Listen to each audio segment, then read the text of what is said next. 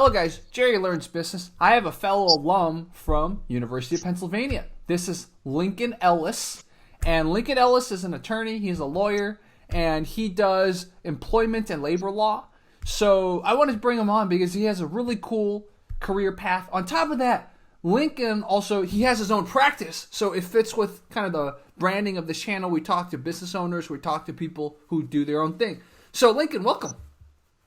Thank you. Thanks for having me. Absolutely, man. And to let you guys know how I met Lincoln, it was really random. I met Lincoln one day in Utah. He was skiing, and I was at Sundance, and then we just bonded because we went to an alumni event. So that's how I met Lincoln. It was pretty cool. And, you know, I don't know many lawyers in my life, so I was like, I got to have at least one lawyer friend because it makes you smarter.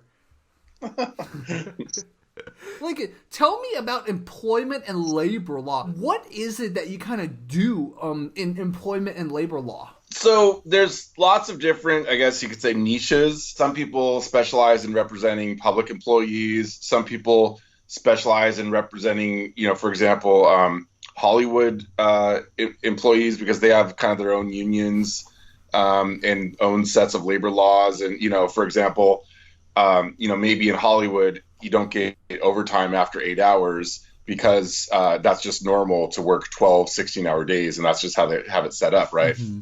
Whereas in other industries, it's a different set of rules. And then a lot of people represent companies, employers. I personally don't do that. I've always been on the side of the employee. That's just more my, my, I guess you could say, ideology is to help the underdog. Mm-hmm. I, for the most part, I don't represent unionized employees. That's a big difference in employment law is whether there's a union or not. Mm-hmm. If there's a union, it's kind of a whole different set of rules because the union bargains over them. And then by bargaining over them, a certain most workplace issues then become, it's almost like a breach of contract issue, based on what the contract says. Whereas I'm dealing mostly with non-unionized employees who are, for the most part, don't have contracts, and their claims are based on, kind of minimum standards that are passed by the legislature. And I'm in California, which may provide some background because every state has its own rules in addition to the federal law. Mm-hmm. And California tends to protect the employee more than the employer with their laws, right? If I'm not mistaken. Every state and every country really has, balance that they try to strike. They try to find between the employer and the employee's rights. And on certain things, the employee has lots of rights in California. On other things, for example, termination, an employee in California can be fired for no reason at all. It's called at-will employment, right? Mm-hmm. Fired for a good reason, a bad reason, or no reason at all. Whereas, like in France or my understanding is in Sweden, companies need a just cause to fire someone. Wow. So, in some ways in California, somebody from France might think California employees have little rights, but you are right that there do tend to be more protections for employees in California than in other states in the U.S. In the U.S., okay. That's all about finding the balance. Exactly. So let's go through kind of your process in law school and all that. When did you decide you want to be a lawyer? I went to law school about 5 years out of undergraduate.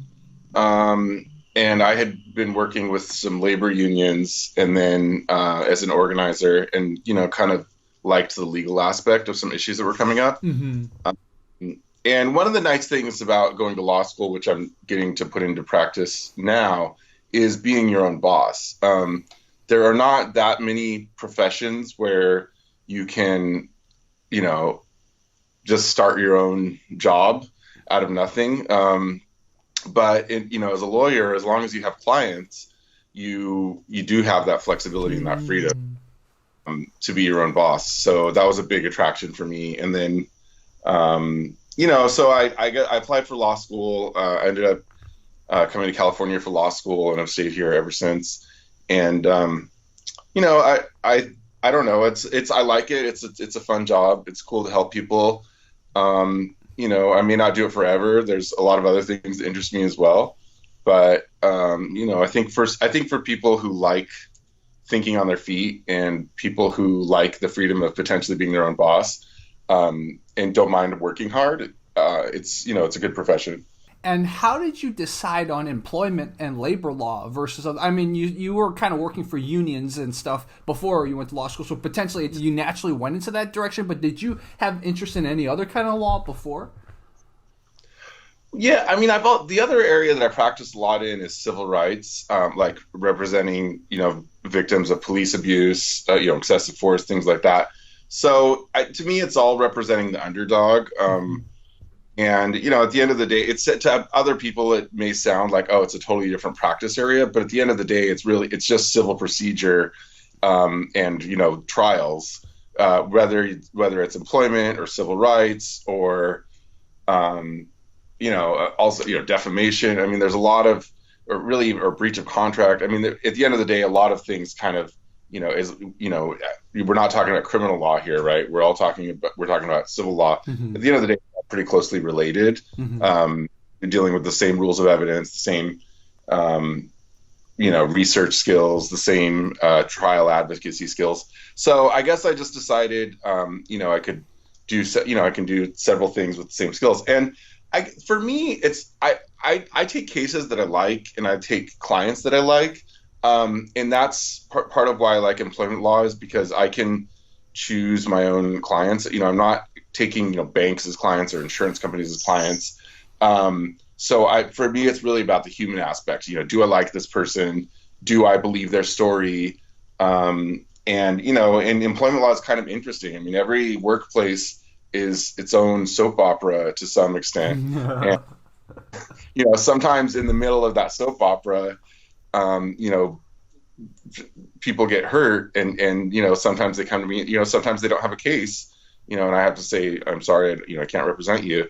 But sometimes they do have a case. And it makes it interesting because workplaces are kind of like a family to an extent. I mean, people spend so much time together. And so you really do see the human aspect, both the good and bad, right? You see people helping each other out. You also see people backstabbing each other, retaliating against each other, harassing each other. But it does make it, I guess you could say, an interesting area of practice where I see, how people's psychology works and how they adapt to different situations. Yeah. Without naming any names, of course, what was an example of like a really unique case or like a really interesting thing that you dealt with in your kind of legal career that you never expected that you deal with? I'll have to think about it for a second. Maybe we can come back to that question. Sure.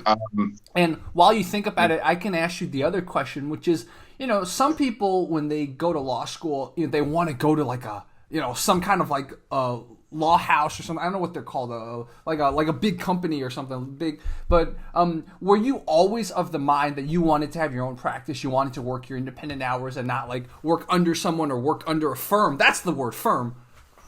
Right. Yeah, so I'll answer that question first. I mean, I did work for other people for, I guess about 6 years before I started my own practice. So, I mean, I definitely think you learn something by working with other lawyers. And even today, and I mean, frankly, having a boss telling you what to do is a good way to learn the ropes for a while until it gets old. But, some people start their own practice right out of law school, which is fine too. I just think you need to make sure that you get some mentorship if you do that. But yeah, it was definitely part of the allure was knowing that I could have my own practice someday. I think I always kind of knew that I would. I was just thinking about cases that were kind of interesting. One that I worked on while I was a law student that actually went to the U.S. Supreme Court.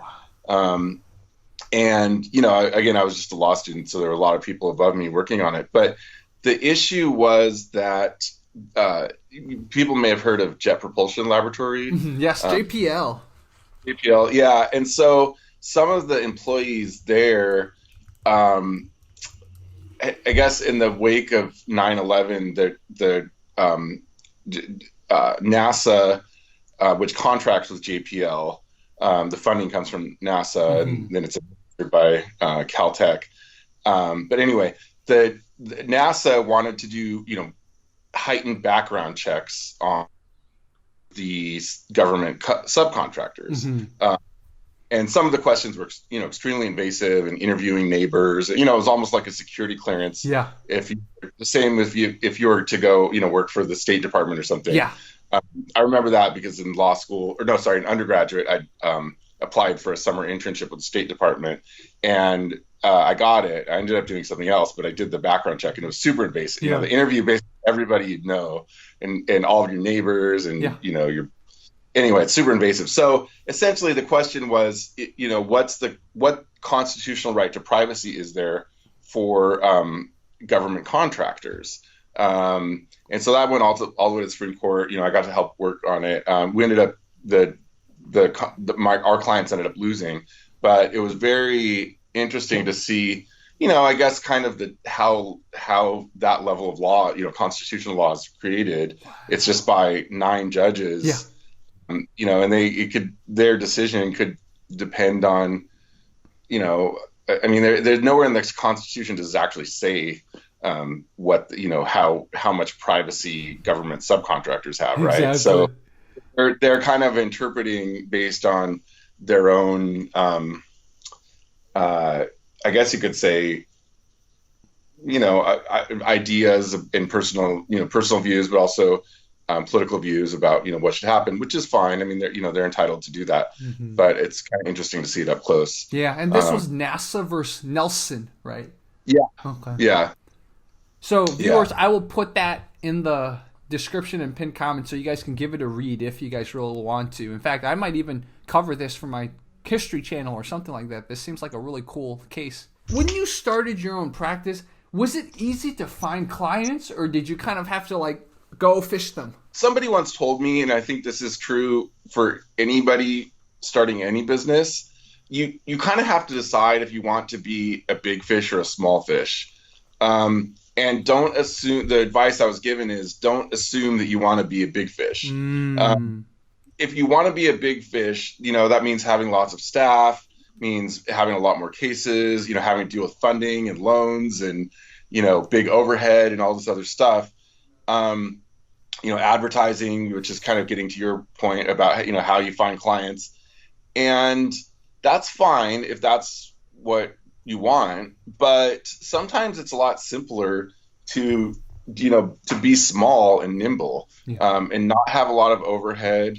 I don't, by having, so in my case, I actually don't, I just mostly get cases by referrals from other attorneys and, people I know, just from, things I do, activities I do, and friends, and it allows, it's simpler, I guess you could say, because I don't have to screen, I don't advertise really, I don't have to screen dozens of phone calls a day and get back to people and research their cases. And, and I'm, it means I have fewer cases, and I suppose you could argue, I make less money than people who have, a big sprawling firm with lots of staff and everything else. But it also means I have less stress.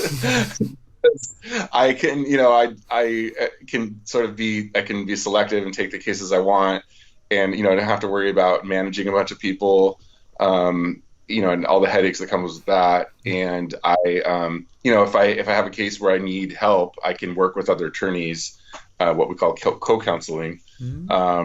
So I guess the short answer is I get cases through word of mouth, but that's by design, because I don't want to have 100 clients. It's just too much, and all the staff and all the management that goes with that. It's just too much, and it's headaches than it's worth. I'd rather have a smaller footprint that that causes less anxiety, I guess you could say. Exactly. What is the day-to-day life like in Lincoln Ellis's legal career? Is it like I'm at my own office, or I work from home, or I have 3 clients on the phone in one day? Tell me more about the day-to-day. Well, that's what I like about my job is that every day is different. I mean, it's a little bit slow right now because we're all, under lockdown, I guess, indefinitely. Hmm. I just heard that parts of California are going to be locked down through July. August. Yeah, I read something in August. You read something in July. Yeah, Wow. so, but anyway, every day is different. So I like litigation. So what I do is litigation. A lot of lawyers do other things. They do contracts, or they do, they help people apply for immigration visas. They're not really in court. They're, sort of filling out paperwork, which is very important paperwork. It's not. I'm not saying this to diminish, the work, but it's different than litigation. So what litigation is essentially getting everything ready for trial and then taking the case to trial, usually a jury trial. And that means, talking to witnesses. It means I have court hearings. I'm I'm writing briefs to kind of, usually we're arguing about evidence is really what it comes down to, what evidence comes into the case and what stays out, whether it's in discovery or getting ready for trial. I like that. It's no two cases are the same, and no 2 days are the same. And I'm often on the road. If I might be on the road for a deposition, I might have a hearing in Fresno. I might be, there might be a witness, and I could, if there's a witness in Mexico, and that's the person who's going to make this case, I'll get on a plane and fly to Mexico and interview them, because that could make the difference for my client, right? Yeah. If there's a dispute about, let's say it's a workplace dispute and somebody's alleging sexual harassment, and there's only one other witness, and that person has since retired and now they live in Mexico, I'm going to go find that person and talk to them for my client, right? Wow. So every day is different, and that's what I like. It is a lot of office work, but the fun part really is being in court and being, interviewing witnesses and taking depositions, sort of being on your feet. It all comes down to getting ready for trial. I want to put the best case on to the jury to say, show why my client is right, and, why the evidence supports my client. What percentage of the cases that you handle usually go to trial? Is it a lot, or is it, I've heard from other lawyers that usually people settle. Is that the case with employment law and civil rights law and all that? I think the statistics, I don't know what the latest are, but I've heard that kind of historically somewhere around 98% of civil cases settle. Mm-hmm. In my experience, it's a little bit less than that because I tend to push more cases to trial. Mm-hmm. You can always settle a case, right? The question is how much, right? Or under what terms. Yeah. And so, if, I guess I tend to, I like taking cases to trial, so I'm okay with doing that. So I tend to take, a higher percentage of my cases to trial, but it always depends on, every case is different. It depends on the client's, needs, and does the client accept the settlement offer? It depends on, opposing counsel and the opposing entity, and, what kind of settlement offer they make, if any. Mm-hmm. So it's really hard to say, but you always want to be ready to take it to trial, because then that sometimes is the most effective way of pushing a settlement is if it's clear that you're ready for trial. Makes sense. It's almost like an indicator, right? If they see that you're prepared to go all the way, they might settle more in your favor. Yeah, that usually tends to be the case. Yeah, wow. It's really interesting because you mentioned talking to a jury. So in civil cases too, there's juries too. I didn't even know that. Yeah, well, you can ask for one, and you can ask for a jury. Now, and juries, are really what's the word? They're the wild card, I guess, is probably the best way to put it. Mm-hmm. Meaning, you don't know which 12 people, or if it's federal court, which 6 people, you're gonna get on your jury, and you could have, I don't know. If let's say my client is an accountant, I could have a case where several of the jurors are accountants, and they might hold my client to a better standard, or, they might be upset that my client, whatever, did something that they felt was wrong with the accounting practice, and be more, a sort of a stricter, I guess you could say, than if, like, let's say the jury is made up of, construction workers or whatever, some other profession where they're not familiar with accounting practices. So it really is a wild card. But it's also a lot of fun because you're trying to, it's like they say, it's easy to give a complicated explanation. It's hard to give a simple explanation, right?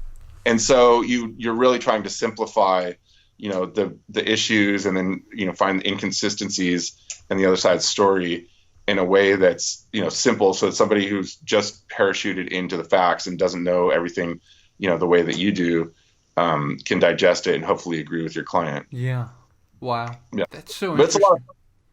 And I would say, people really, I hope people, would serve on juries. I think there's this idea that, it's a drag if you get called for jury duty. But if any of us, had a part of our life was on the line and, was being decided by 12 strangers, we would want people who took it seriously and who cared. And, and it can be kind of interesting. I mean, when you talk to people after their jury duty, they might be annoyed that they had to miss work for a couple of weeks, but at the end of the day, they usually say, "Oh, wow, that was kind of interesting. I didn't know much about whatever the issue was before." Wow. So, yeah. For example, go ahead. No, I was going to say there is one thing that's more common now, which is for employers to try to push workplace disputes to arbitration. Mm-hmm. People may have heard of like arbitration agreements, and I generally recommend that people not agree to those for the most part, because an arbitrator, an arbitrator is usually, it's like a retired judge, and they tend to they see the same companies over and over, and they tend to be, and since the companies are paying for their wages, and those companies can disqualify an arbitrator if they don't, if the company finds the decision unfair, the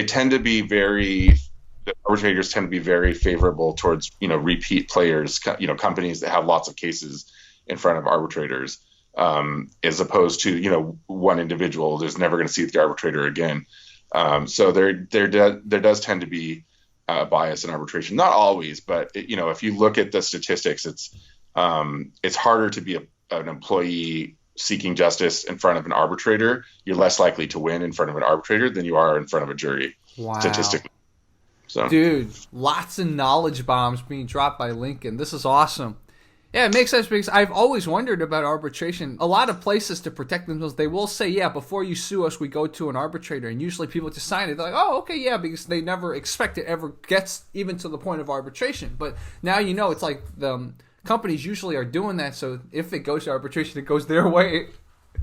Yeah. Well, and the other thing they'll do is they'll do what's called a class action waiver. Mm-hmm. So they'll say you cannot bring your claims with other people, similarly situated people, right? Mm-hmm. Whether it's coworkers or, it's a lot of times when you, like on your credit card agreement, you may sign a class action waiver and an arbitration agreement too. And the problem with that is if there's a company or any entity really, it could be the government, it could be any entity that's, sort of, I guess you could say, being unfair to people in a small dollar amount repeatedly, it's not economical for any one person to assert their rights. If there's a company that's maybe they're shortchanging their employees out of, I don't know, $500 a year in overtime pay or something like that, because who knows, maybe during the holiday season they make people work overtime and they just don't put it on the clock, right? Yeah. Nobody sue over $500 because it's just not worth it. Mm-hmm. The time, the energy, and the money that goes into the case, it's just not worth it. But if you have 1,000 employees suing over $500 each, okay, then it's $500,000, and that's plenty to make it worth it, right? Yeah.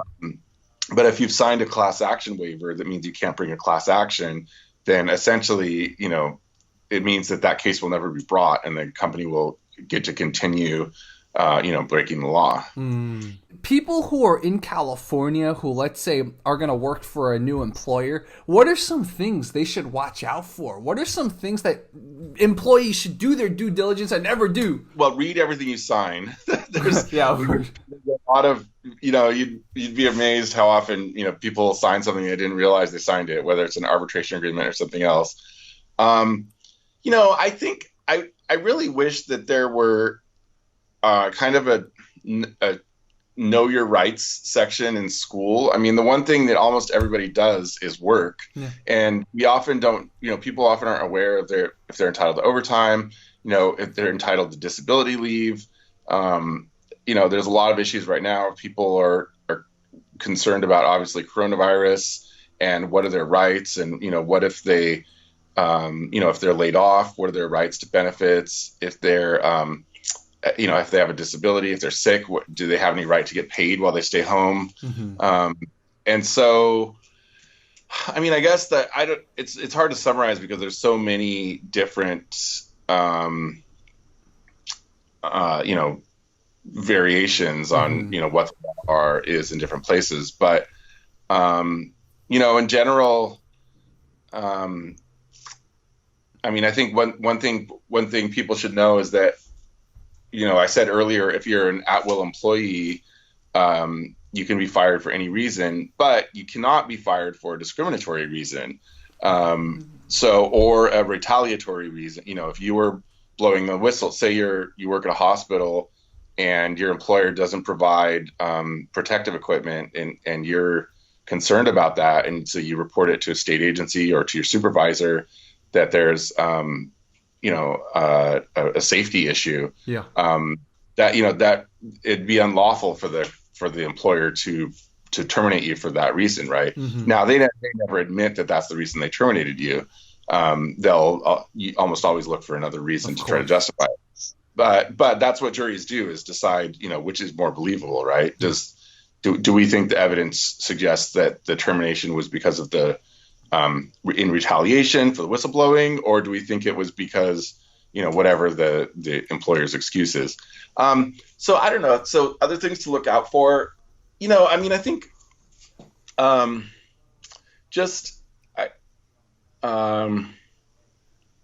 being professional. Well, one thing that I recommend people is they don't use a company cell phone for any personal business. People think it's so great that they got given a cell phone for the company, and usually it's kind of bad for two reasons. One is they're expected to work all the time. Yeah. And, maybe that's required for the job. But the other is that if it's the company's phone, depending on what the agreement is, the company is going to argue that they have access to everything on the phone, including your text messages and stuff. And they may win that argument, so just pay the extra $40 a month or whatever to have your own cell phone. Yeah. You'd be amazed how many people, make it, they end up being really embarrassed because they have all these personal text messages on their company cell phone, and it gets them in trouble, or they, when they end their employment, they're, mortified about all of this personal information that's going to be in the hands of their employer. Yeah. Yeah. Wow. So that's a bit advice. Another question I think a lot of people watching would have is, let's say they think they've been wronged by their employer, or they were a victim of retaliation or a victim of discrimination. How would they go about contacting a lawyer? Like, what do? Do you just pick up a phone, contact Lincoln, be like, hey, is this Lincoln? I need you to represent me. What is the process like? Because not everyone's even contacted a lawyer, right? So what is the process?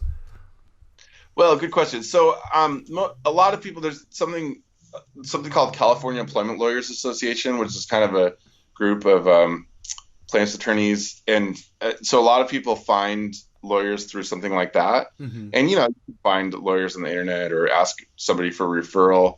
But it's, most people, like if somebody contacts me, I would talk to them over the phone and kind of find out if they potentially have a case.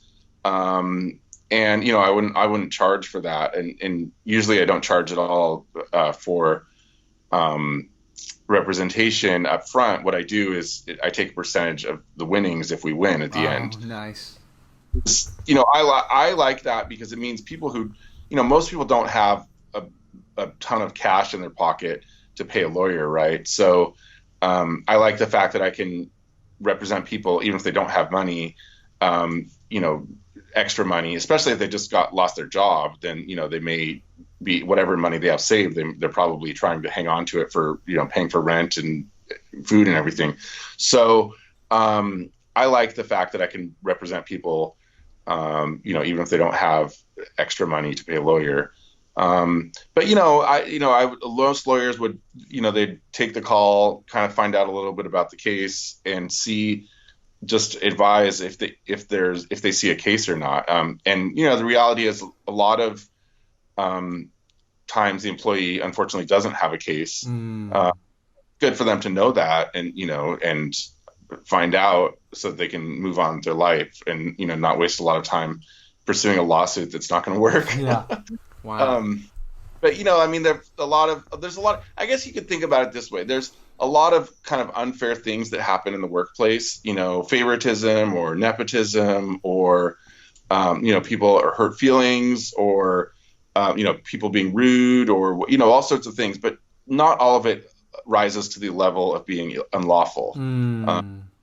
To be unlawful, there's depending on what the issue is, certain criteria have to be met, and so. People may not realize that, and that's understandable. But a lot of what I do is kind of sorting out in the initial phone call, is there anything here that rises to the level of potentially unlawful?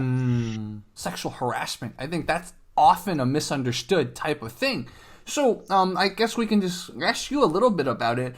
For example, if someone is complimenting someone in the workplace all the time on their appearance or something like that, would that ever be considered like harassment? Like, well, for example, like if a superior is always complimenting a subordinate in appearance and stuff, could that be in like a sexual harassment type of like thing, or is it like much more like complicated? Well, okay, so like anything, the answer is it depends. And it comes down to it could come down to a jury's opinion. But the legal standard that would have to be shown for sexual harassment is that it, at least in California, and similar to other, really it's the same mostly the same under federal law and other, is that the conduct has to be severe or pervasive on the basis of gender. Or it could be, race or religion as well. That it could be religious or racial harassment as well. So severe means, could be one act that's really, really offensive. Could be physically groping or something like that, or a really, I hate to give anyone any ideas, but something that's really over the top and just uncalled for. That has a sexual or a racial or religious undertone. Wow. And pervasive is could be smaller things over and over and over again. So in your example of commenting on someone's appearance, if it happened on once and it was fairly innocent, I don't think anybody would allege that was sexual harassment. If every day somebody is saying, boy, you sure look hot in that dress, or something like that, keep it coming, or, something like that, that would get old after a while. Yeah, and, I think the person would be, justified in wanting that to, feeling like, they don't want to be treated like an object in the workplace. Yeah. But the question that the jury would be asked to determine is, does that count as pervasive? Does it happen so often and it's so offensive that it counts as pervasive? Makes sense.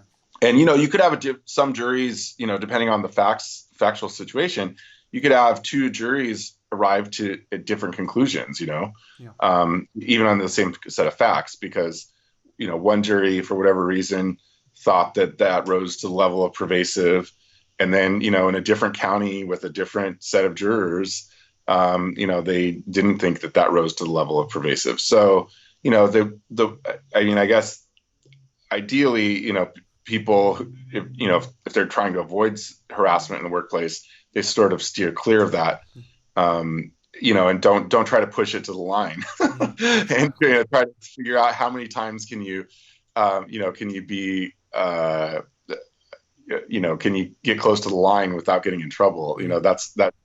Hopefully that's not the goal. Yeah. Society and cultural attitudes have shifted a lot. So, especially with the Me Too and all that, right? It kind of got a lot of people much more sensitive to these issues. And I even know guys who will just be like, yeah, at work, just if you don't have to, don't even talk to your female coworkers. It's created that kind of culture sometimes too. So and that's another reason why this stuff so interests me, because I started in the workforce in 2012.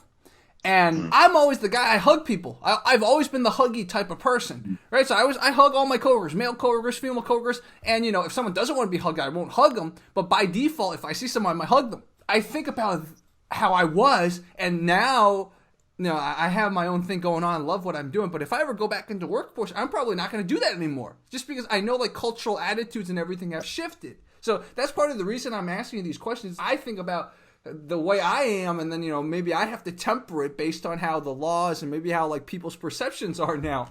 Yeah, I think you're right that there is a lot of anxiety about, what's appropriate and what's not in the workplace. I think, the big thing is consent, right? And so, people are allowed to date or hug coworkers as long as there's consent, right? Yeah. And as long as there's not, coercion, or, a big one is, if the relationship goes bad and then there's, retaliation against what, the other person, especially if one of the people is a supervisor or something like that. And, the other person gets demoted or fired or something like that because the relationship went bad. That's where you get into kind of the messy areas. Yeah. I guess as a general rule, I wouldn't recommend hugging, coworkers. There might be somebody who's uncomfortable with it. Yeah.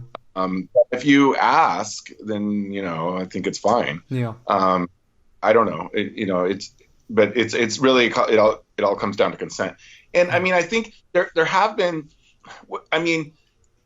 the thing that I think people should remember from the Me Too movement is that these are the stories that we've heard from Hollywood and stuff. These are really egregious. Yeah. This is, actresses being called up to hotel rooms and, physically groped, and, they show up to the hotel room. They think it's a professional interview, and the person is in their bathrobe, and, and asks for massages. These are not innocent, hey, want to have coffee after work type of situations. Yeah. So, if you're in a workplace and, maybe you're like a coworker and you say, hey, are you interested in having coffee after work or whatever, a drink after work?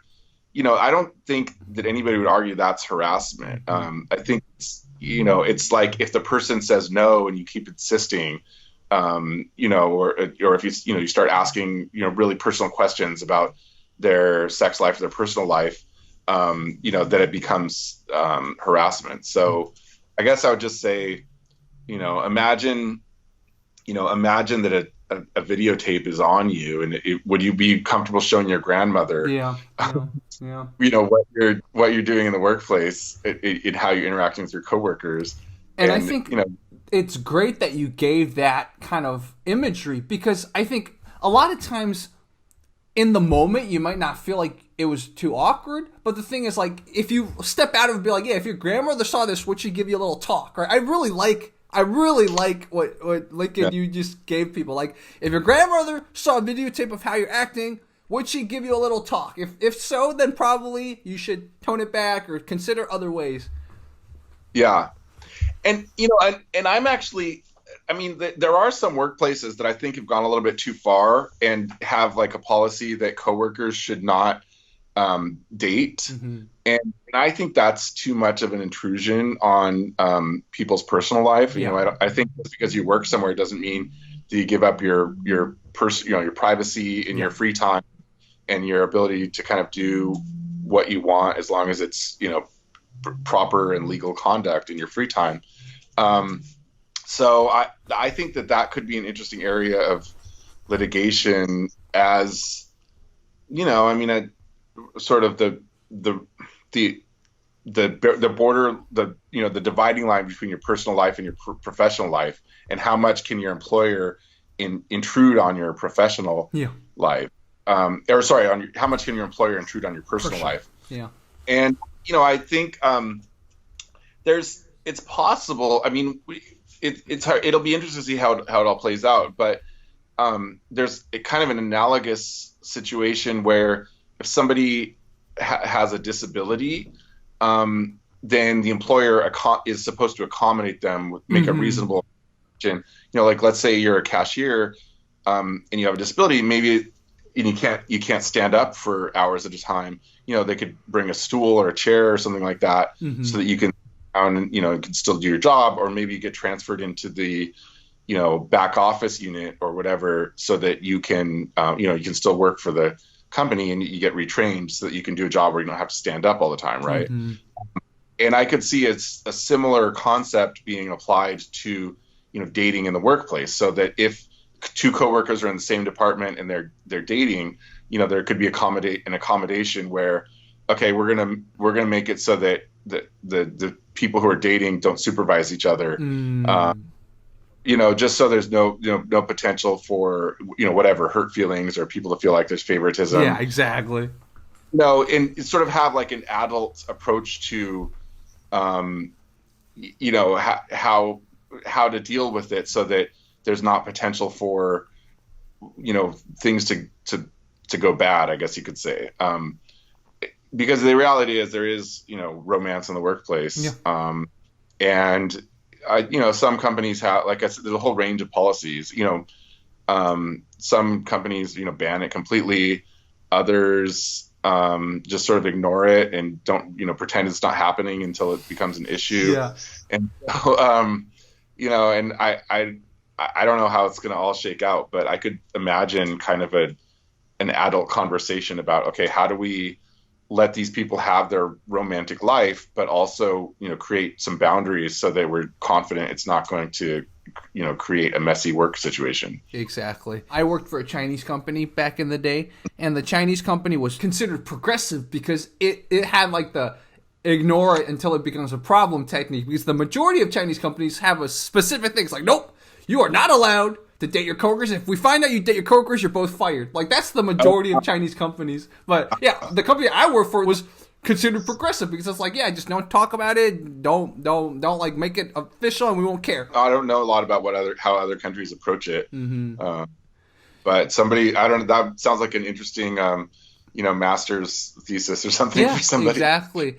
And what I think is interesting for what you do is because there's going to be more and more international companies coming into America. I mean, even before the lockdown there was. I mean, I'm sure as this world gets more and more globalized, there's going to be more and more, right? So I think it's going to add an extra layer of depth to, like, employment law and all that. Because now what if there's an American employee who, like, was wronged by an international company? Then it's like, wow, how do you deal with that? Because I guess if the company has to do business in California, they have to follow federal and state and local, you know, laws here. But then it's like a lot of those companies probably don't know anything, you know, they're trying to figure it out too. And the Chinese company I worked for, they were like, yo, just give us a break, okay? We're trying to figure it out too. It's like, ultimately, where's the responsibility? Should the company, some international company, you know, learn everything first, consult a lawyer first before they open up shop? Or, you know, I'm just totally spitballing, but I think these are interesting issues that you'll probably have to deal with more and more as a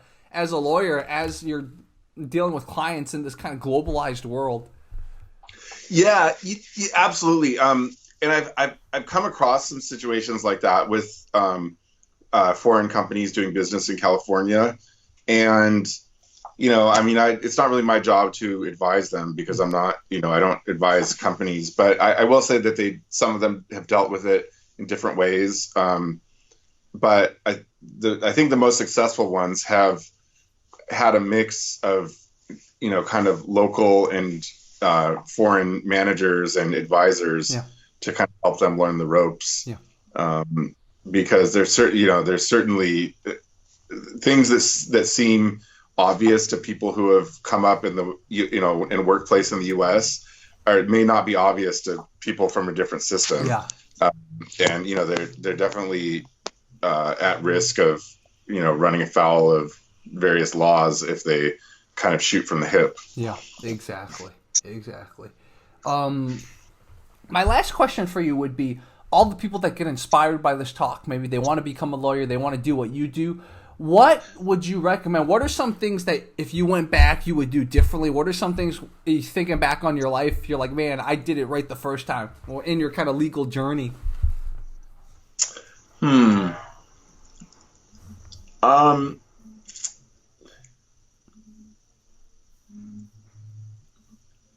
I guess I would say so the thing to definitely do is just jump into every opportunity, that you can get to learn new stuff. Because I think it can seem intimidating for a lot of people who are, becoming lawyers, and they come out of law school and they assume that that everybody else knows what they're doing and that they don't. But if anytime you have a chance to work on a new case, with some mentorship, go for it. Anytime you have a chance to go to court and see what other people are doing, go for it, and just kind of be a sponge, learning what people do, so that the intimidation factor is not overwhelming. A lot of lawyers have never done a jury trial, and they could, even litigated people who've been practicing law for 10 or 20 years, and I'm sure they could figure it out. They're smart people, they passed the bar, they went to law school. But there's this fear factor because they, and I think that's one of the reasons a lot of cases settle, sometimes in a way that's, frankly, not advantageous for the client, because sometimes the attorneys are just, afraid to go to trial. So I guess I would say, try to get over the fear factor by constantly, trying new things, putting yourself in new situations, getting mentorship, so that you don't have this. It's good to be, have a little bit of anxiety, but you don't want to have an irrational anxiety, right? Yeah. Wow. That's great, man. So, Lincoln, what is next for you? Do you think you'll stick to what you do, or would you potentially expand into other areas of law? It's funny that you ask that. I've been thinking about trying to learn family law a little bit, because it's always fun to learn new areas of law, and I also think it's also an area of law where you can help people a lot who are going through a tough time, right? And I suspect that people coming out of this quarantine situation, some people may find that they're not in the relationship that they want to be in. After spending, who knows how many months they'll end up being together. But so I'm not really taking family law clients yet, but it's something that I want to learn. And I think that's kind of a cool thing about being a lawyer, is that you can always learn new areas. And you might think that so you might think that I don't know, let's say after your first year of law school or something like that, you might think that you hate the law and there's nothing that's interesting about it. There's no, you can't imagine being a lawyer. And then all of a sudden you find some niche, whether could be immigration law, it could be criminal defense, it could be writing contracts for movie stars, it could be family law. There's so many different areas. Could be international arbitration. There's so many different areas of law that there's always something new that you may find really interesting and may fit with your personality and your skill set. So I've heard of lawyers in their 50s or 60s starting at, a new practice area because they just realized, oh wow, that's something that interests me and I never realized it would. Wow. So I think that's one of the exciting things about being a lawyer is always being open to new practice areas and learning new things. With mentorship, you can't just jump into it, but over time, if you get mentorship and learn the strengthen your skills set and your knowledge set so that you learn things that you're not familiar with, you can always expand into new areas.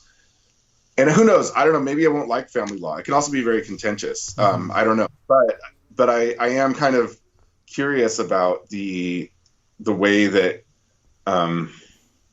people weather that storm of ending a long-term marriage, and maybe I can play a role in helping people get through it. Yeah. Wow. And besides the mentorship, let's say you decide to get into a new area of law. Do you have to get any more certifications or anything like that? Or is it just like you just list it on your website or list it on your service and then just go for it?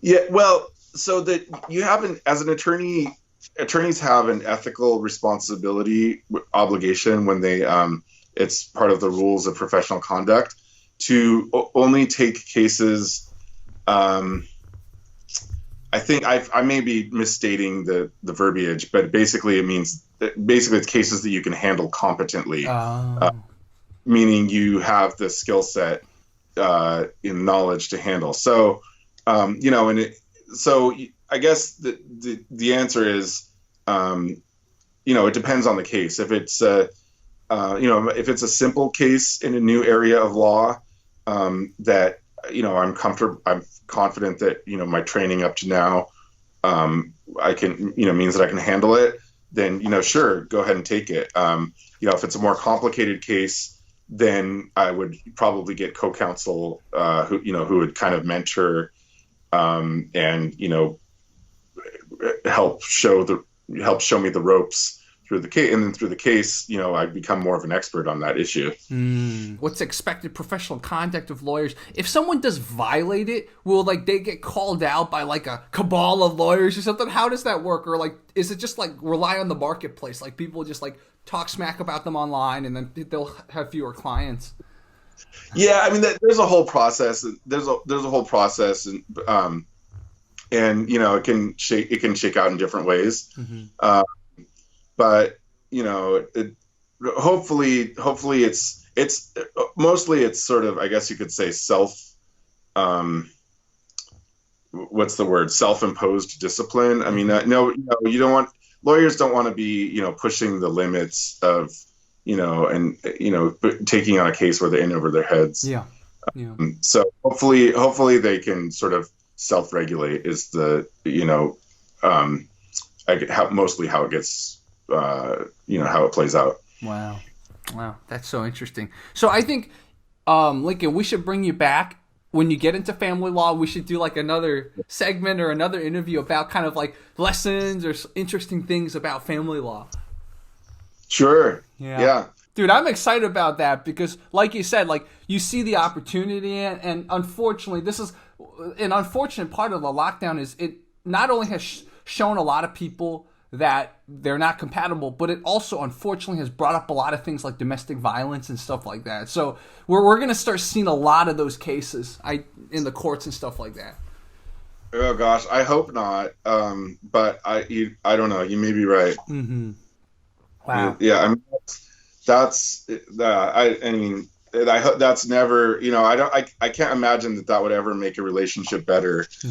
Yeah. So I hope people realize that if it's gotten to that point, it's time to get out of the relationship. For both. Exactly. And the last thing I'm going to ask you is, how do people find you? Let's say they like you, they like your presence, they like me, or they want to contact Lincoln. How can they get in touch with Lincoln? Yeah, well, I'm on the California Bar website. Just you can find me, Lincoln Ellis. I would say it's not, I would say it's less about finding me. I think it's more about, finding a lawyer that works for you. Because if you have one, because lawyers have different styles, and not every lawyer is fit with every client. So I think if somebody's looking for a lawyer, interview a few and find one that their personality works with your personality. I may not be the right lawyer for everybody, and I don't claim to be. Yeah, and I think the fact that you have that awareness makes you already a good lawyer. You got to be compatible with people. There's this thing in psychology where, like, sometimes the people that are the most average think they're the most extraordinary, and on the flip side, the people that are the most extraordinary think they're the most average. So I think, Lincoln, you're an extraordinary lawyer. Thank you. Yeah. So, guys, this was Lincoln Ellis. Thanks again, Lincoln. We'll definitely bring you back in the future, and send me more links and stuff. I'll put some links that we talked about in the description and pinned comments for any audience members that are curious. And I want to encourage audience members, if you do have questions, of course, do not take this as an opportunity to, like, ask specifically about, this is not a legal consultation, but if you have questions about the legal profession, about being your own business owner, about that, you can leave comments in the comment section. So we can bring Lincoln back in the future and answer some of those questions too. Yeah, and I just want to say that I gave kind of some general thoughts, but it shouldn't be interpreted as legal advice. Exactly. Because and everyone's situation is different, so these are kind of general, some general principles, general theory, but for every rule there's an exception, right? Yeah. So the only way to to get into the weeds on that is to have like a particular an individualized consultation. Yeah, it's all, like Lincoln said, it's all about the context. It's all about the situation. So, again, I will put a disclaimer in the description and the pinned comments, too. This is not supposed to be legal advice at all, just a general conversation. So, I'll make that clear. Okay, thanks. Yeah. Thank you, Lincoln. I'll stop recording now. We can talk a little afterwards. But everyone else, thank you.